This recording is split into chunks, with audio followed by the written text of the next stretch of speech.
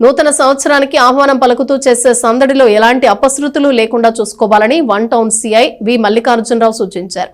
కట్టు దాటితే చర్యలు తప్పవని హెచ్చరించారు. 2025 సంవత్సరానికి చివరి రోజున వేడుకలను ప్రశాంతంగా జరుపుకోవాలని వన్ టౌన్ సీఐ వి మల్లికార్జునరావు బుధవారం విలేకరుల సమావేశంలో సూచించారు. మద్యం సేవించి బైకులపై రోడ్లపై సంచరిస్తే ఖచ్చితంగా వాహనాలు సీజ్ చేస్తామని, కోర్టుకు హాజరుపరుస్తామని స్పష్టం చేశారు. వ్యాపారులు రోడ్లపై కేకులు, స్వీట్ల దుకాణాలను ఏర్పాటు చేయరాదన్నారు. రోడ్లపై బాణసంచా కాల్చడాన్ని నిషేధించినట్లు వెల్లడించారు. వైన్ షాపులు, బార్ అండ్ రెస్టారెంట్లు అర్ధరాత్రి 12 గంటల వరకు తెరిచి ఉంచేందుకు ప్రభుత్వం అనుమతించినట్లు తెలిపారు. ఆ తర్వాత అన్ని మూసివేయాలని తెలిపారు.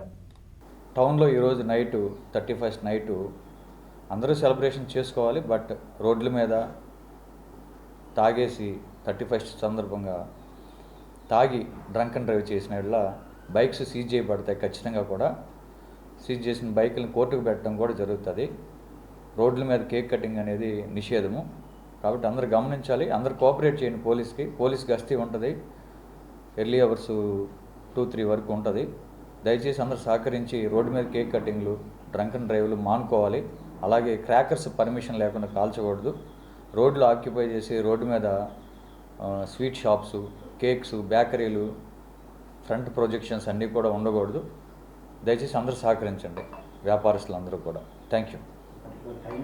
వైన్ షాప్స్ వచ్చేసి ఆల్ వైన్ షాప్స్ midnight 12 వరకు పర్మిషన్ ఉంది, గవర్నమెంట్ ఇచ్చింది. అలాగే 12 తర్వాత అన్ని బంద్, రెస్టారెంట్లు కానీ బార్లు కానీ అన్ని బంద్ 12 తర్వాత. ఇది మీరు నోటీసులు పెట్టుకోవాలి వ్యాపారస్తులు. ఇంకా